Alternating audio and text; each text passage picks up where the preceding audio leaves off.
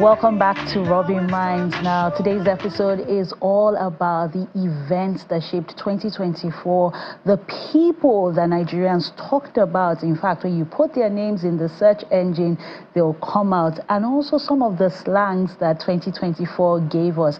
The first segment, we looked at the events that shaped Nigeria in 2024. And for this segment, we're looking at the most talked about Nigerians in 2024. Joining me for this very important conversation is Hassan Olanrewaju, who is a project manager and social commentator. He's joining us from our Abuja studio. Hassan, welcome to Rubbing Minds.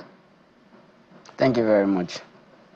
So let's look at the most talked about Nigerians. I mean, when I think about social media, for example, where a lot of young people spend their time on, you'll always probably see this individual speaking out for the people, sometimes very controversially.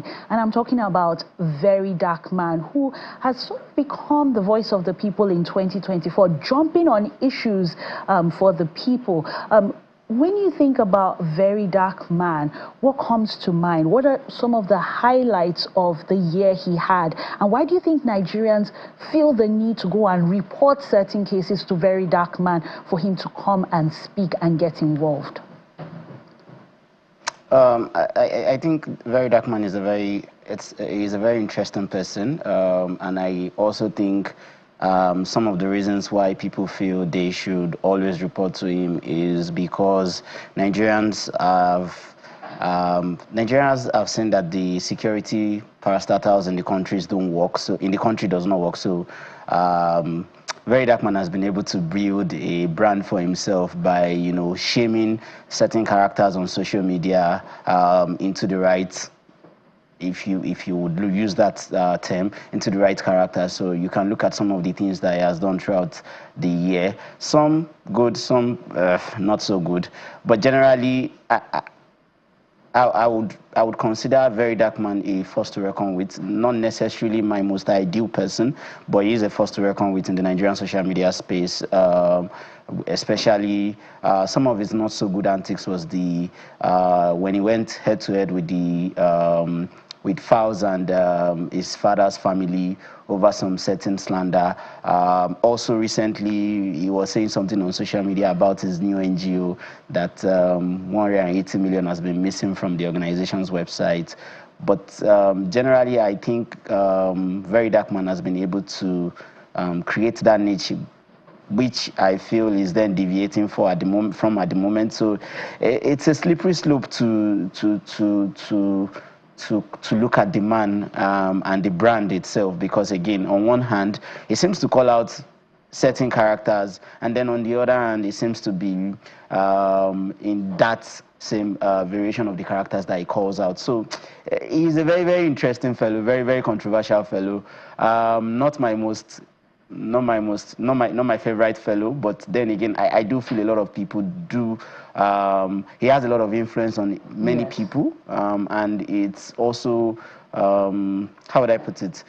It's also a result of how our country is shaped, because again, many people spend their time on social media, and so he has been able to then prove to them, that he can call certain people to order, and some people maybe not so much. So and he's been able 2024 has not been the best of years for him. Yes. Yeah. From what you've said, like, hate him or love him, he has leveraged social media to use that voice. I want us to go to another person on the list. We've looked at Very Darkman, but let's go to government. One of the ministers that has been talked about in Nigeria throughout 2024 has to be Olubunmi Tunji Ojo. And, when you think about getting a Nigerian passport, you're thinking, oh, I need to give somebody money. But he came in there, he, cut down the backlog when he came to passports. When you think about him, what do you think stands him apart from other ministers who are probably working just as hard, but we don't get to hear about them in the media? I think Olubunmi Ojo is one of the best ministers that President Tinubu appointed. Since 2023, he has been able to do a lot of things, and majority of people know his antics and his work around the passport backlog. But as the Minister of Interior, your work expands beyond that, beyond just the passport, which I have had a couple of friends say very good things about. I have a friend who works in Lagos and was like, oh, it was relatively easy to get my passport. A lot of people have been commending, but also when we look at the issue around even the interior issues, you would see that he has been paying a lot of attention to it. One of the key things is also the prison reforms. He has been able to then pay much attention to some of the issues that affect, issues of interior, and so I think he is a shining star in the not so bright administration of Bola Ahmed Tinubu, and while many people didn't give him chance, or we never really thought about him as one of the best when the appointments were being made, I feel he has made a very huge mark on on the Nigerian landscape within the last 1.5 years that he has been in position, from making sure that passports are gotten in time, corrections and other things around him. You could see that even though the changes are there, it's much more. You can see it more than most interior ministers that we've had in the past. Nigerians have a way of saying that interior ministers are just public holiday ministers, but Olubunmi Ojo has gone further and further to show that, yeah, I mean, Nigeria can work for Nigerians, and some of the things that affect Nigerians both home and abroad, he has been able to sort that out. I mean, majorly around the passport issues, trying to get it, trying to remove the bottlenecks, the backlogs around it, yes. Digitizing the process around it, and also, I mean, again, beyond just passports, the Nigerian corrections, you mentioned prison reforms. You can see a lot of work that has been done around that too.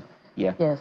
We're still talking about the most talked about Nigerians in 2024. We've looked at Very Darkman. We've looked at the Interior Minister, Olubunmi Ojo. Now we want to look at the entertainment industry, and you have Toyin Abraham. I mean, she's put out lots of movies, but she tends to enter the media a lot of times because of her staunch support for this administration, and that has polarized some of her fans, where they can't understand why she continues to support this this administration despite all the challenges, and to an extent some will say that it has also affected perhaps the reception of her movies in cinemas and the likes.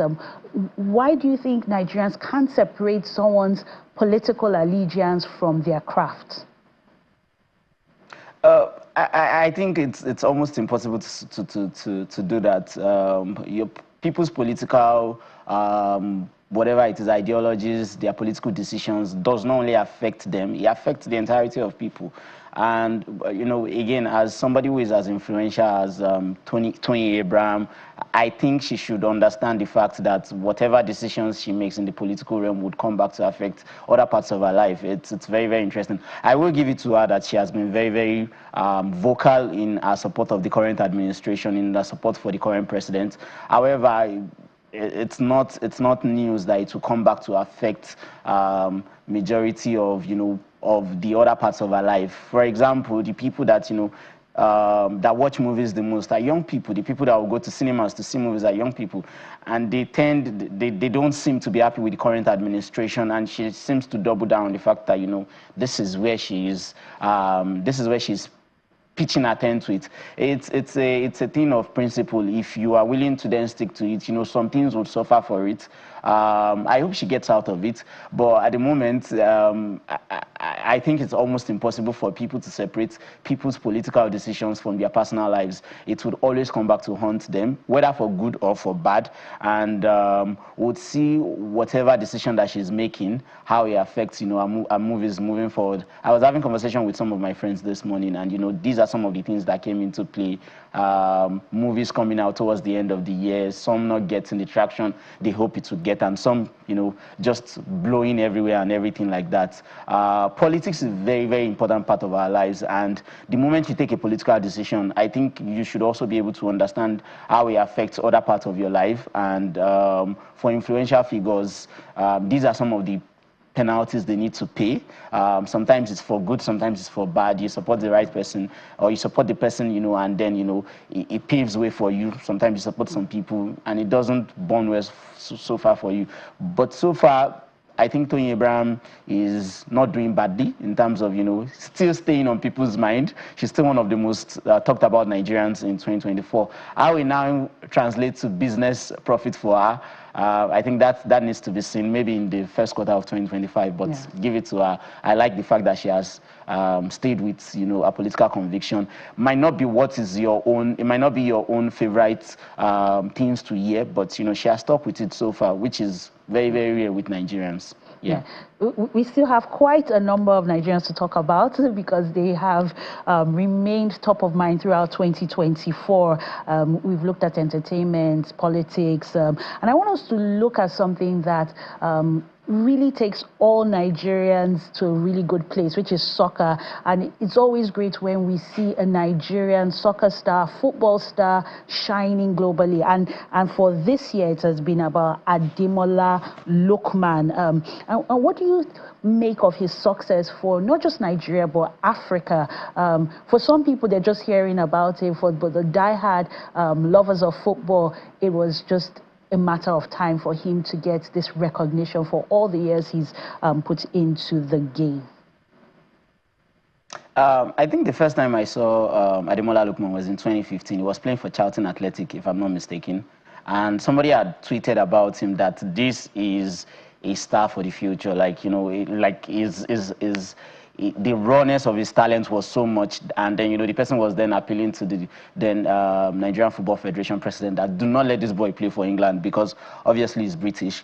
And he has had a couple of struggle across his career. I know he has played for Fulham, for Everton, and he has just struggled. But he seemed to have found his rhythm in Atalanta in Italy, which is a very good thing for him. I watched the game against Bayern Leverkusen a couple of months ago, where he totally destroyed a team that that was playing unbeaten all season long. And it's interesting to see for Nigeria as a whole. I think 2024 and 2025 has been 2023 and 2024 has been a very good year in terms of football that we played. Nigeria came second in the African Cup of Nations.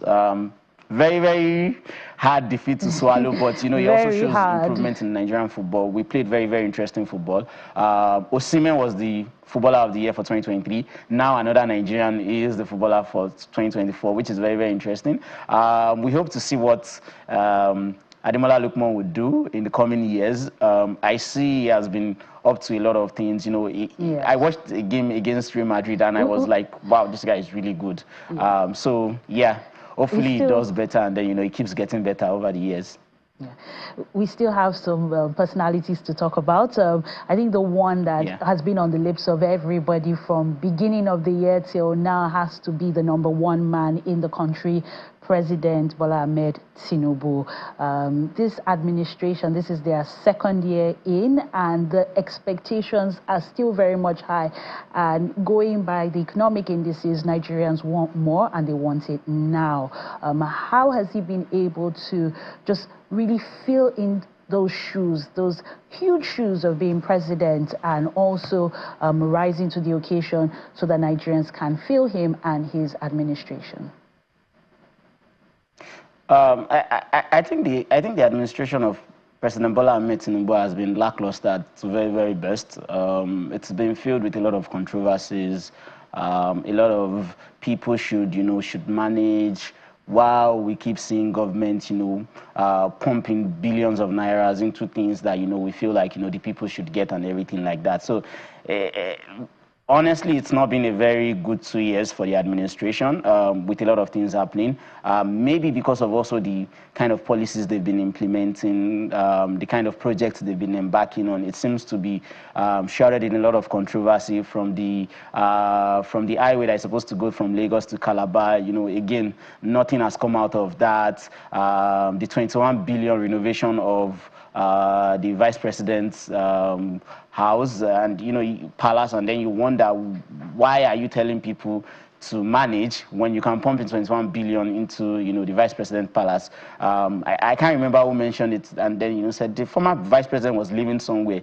This is not the moment for us to start, putting those kind of monies into this thing. And his last interview, while many have hailed it to be very, very important, yes, I feel it was very, very good that he came out to then address the people, but there was really nothing to take home from that interview. It just meant, like, after almost 2 years, you are coming to talk to us for the first time, and majority of the things that were said were not really what resonated with the people, especially around, there was a very, very controversial part of what he said, where he said he has a friend who had a number of Rolls Royce, but now uses Honda. It doesn't bode well for, the president of Nigeria and for the people of Nigeria. It's been a very, very difficult period for him, leading the country of 200 million plus people.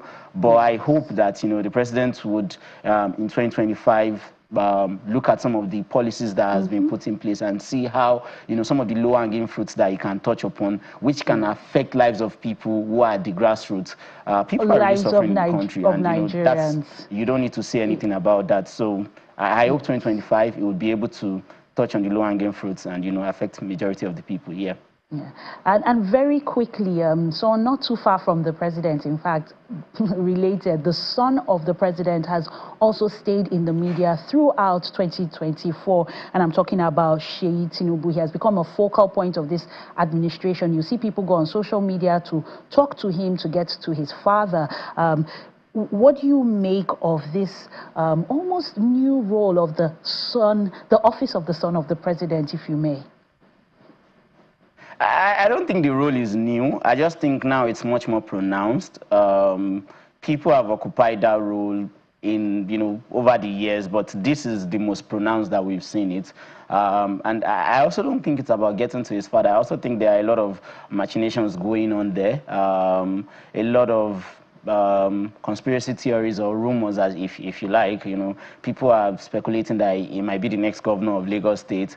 But I think Sheyi Tinubu has been able to play to his strength, maybe not to the beneficiary of the people, but I mean to his own interest. And I think it's now the role of the president to then say that there are certain positions that should not be seen in the face of the public. The role of the first son of the republic is not a constitutional one. It might be ceremonial, but then again, we need to water it down because, again, Nigeria runs a presidential federalism. We are not running a royal system of government or a monarchical system of government. So I think, that part should then be downplayed. But, being the son of the president does not hurt anyone. I mean, it's whether or not we like it, it will be spoken about in various ways. Some might be true, some might not be true, but you just have to give it to him. I think he has played it to his strength. Whatever the rumors, well, whichever it depends is on true, which strength we hope to see in 2025. Well, what did you say? It depends on the strength you are referring to. And even President Bola Ahmed Tinubu had on occasion mentioned that his son shouldn't have been at the FEC meeting where there was a picture of him there. But time won't permit us to go through all the names on this list. But very quickly, we have Nigerians who have remained talkable throughout the year 2024 that we weren't able to touch on, like Chidima Adechina, who became a worldwide sensation, doing us proud, going all the way to becoming runner-up.